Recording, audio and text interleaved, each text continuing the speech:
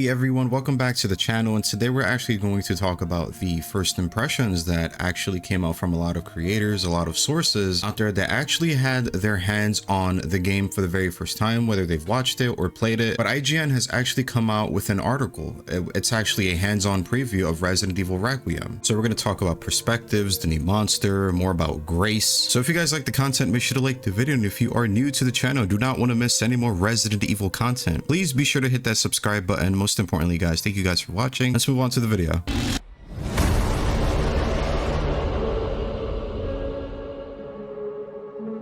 We're gonna read this together, and I actually saw another creator by the name of Maximilian Dude.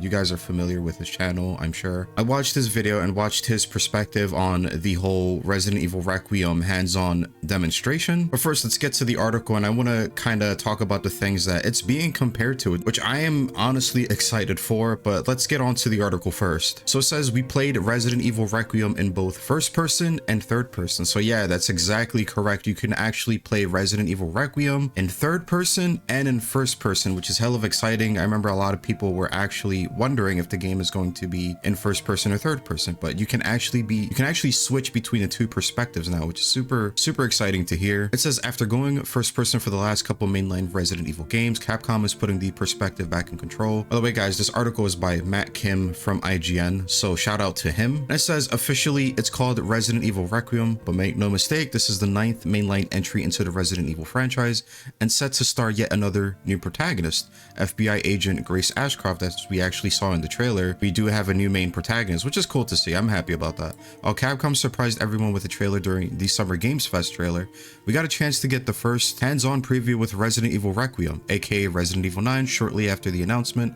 Like I said earlier, a lot of people, played these games earlier at Summer Game Fest, which is actually cool, and fans will be happy to know that Capcom is keeping the series rooted in its newfound survival horror goodness. So here it is, first person or third person. The first question for everyone is likely to be whether or not Resident Evil Requiem will be in the first person perspective like past mainline games Resident Evil 7 and Resident Evil Village, or will it be playable in third person like the Resident Evil remake games? The answer to that is both. So yes, we are going to play in first perspectives, and we're actually going to read more about if it's actually going to have a toggle system of some sort. That's right, from the jump, Capcom will let players toggle between first person and third person perspectives through the options menu at any point during the campaign. So there's, again, a toggle system. While it's not the most seamless way to change perspectives, the fact that Resident Evil Requiem lets you swap perspectives at all without needing to restart feels pretty revolutionary for this series, which is true. There hasn't been an option to actually switch between the perspectives in Resident Evil Village. You actually had to go all the way in the main menu to kind of switch that perspective. And with the perspective swaps comes an interesting dilemma, at least one that I encountered while playing Resident Evil Requiem. But first, let me set the table for you. Scary times at the Renwood Hotel. The trailer shows Agent Grace Ashcroft as she wakes upside down on a scary looking examination table, and this is where the gameplay demo begins. So initially, this is basically where she wakes up, and we actually see in the trailer, actually it's right here in the bottom if you guys can see.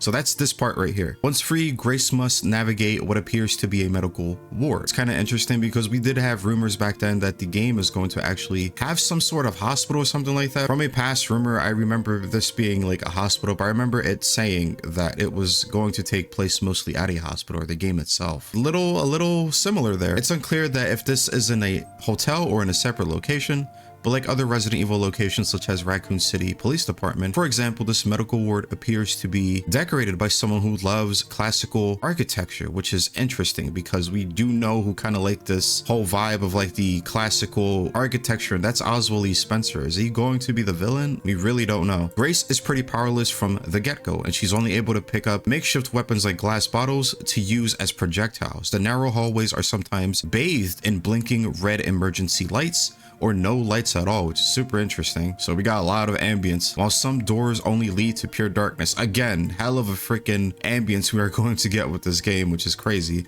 At some point, Grace finds a lighter that helps her navigate these previously unlit areas. Again, very reminiscent to the very first Resident Evil game. It wasn't actually used as a light source, but yeah, it was actually used in the very first Resident Evil game to light up candles and stuff like that. So yeah, it was pretty much like a light source at some points, but not really exactly. Capcom describes Grace as a kind of a bookworm, as evidenced by the trailer when she's surrounded by a stack of files. So while she's had combat training thanks to being in the FBI, she's not a hardened combat veteran like Leon Kennedy or Jill Valentine. That means she's more afraid of her nightmarish surroundings, and as you explore the dark hallways, you can hear Grace as she lets out calming breaths or steadier on her nerves. It does not convey of how powerless Grace feels compared to other confident heroes like Leon or Jill, and even helps her stand out against Resident Evil's last hero, Ethan Winters, who was stoic to a fault. I know online there's been some theorizing about who the true main character of Resident Evil Requiem is, and while Capcom has done bait and switches before for the Resident Evil protagonist, Grace Ashcroft makes a compelling new hero whose vulnerability in particular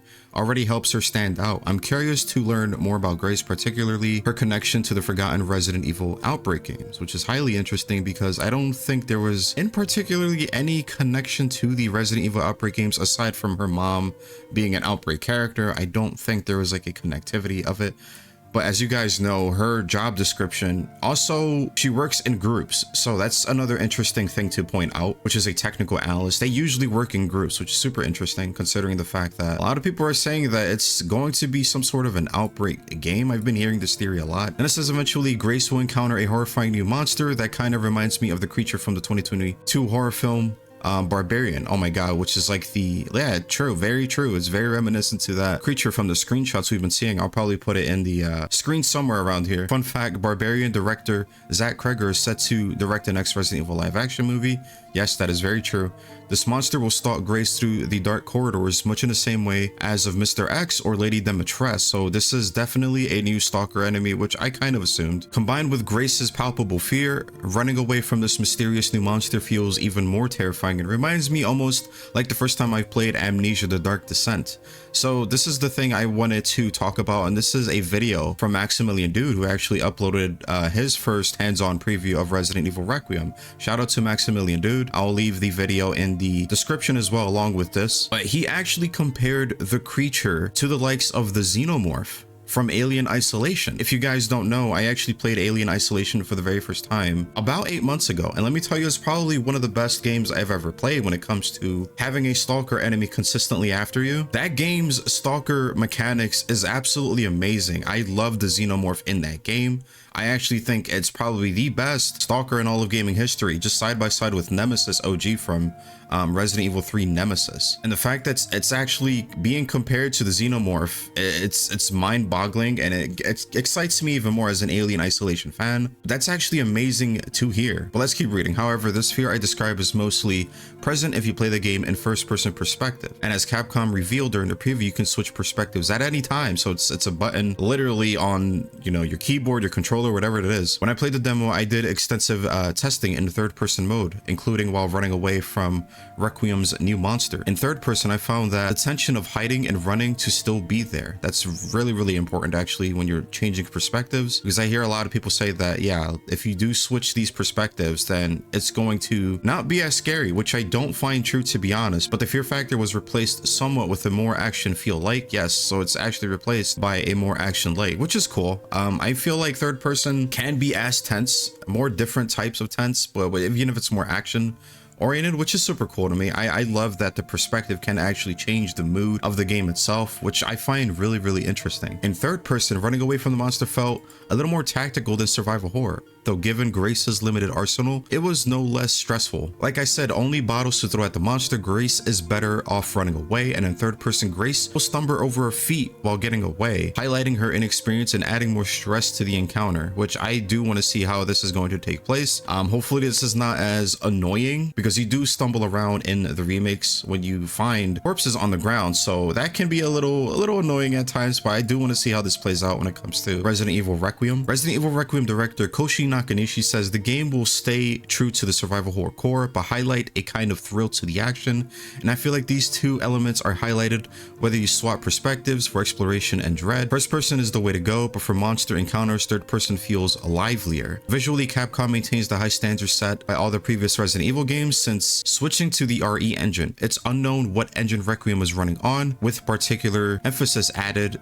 to the contrast between light and dark. There are moments where Grace will turn on a hallway light for it to cast the smallest light possible while casting menacing shadows. And it says, with Resident Evil Requiem, you no longer have to make the choice between first person and third person perspective, something Capcom flirted with when it released a third person option as DLC for Resident Evil Village. While the balance between horror and action naturally shifts between or depending on the perspective, my main takeaway is that Resident Evil Requiem was exciting to play in either mode and looks to continue Capcom's strong string of game releases. So this is actually an insane read because it's answering a lot of our questions. One of the major important ones actually is obviously the perspective, which is honestly the coolest thing ever. I love that you can switch perspectives on command now, which is huge to me, to be honest. Again, shout out to Matt Kim for writing this article from IGN.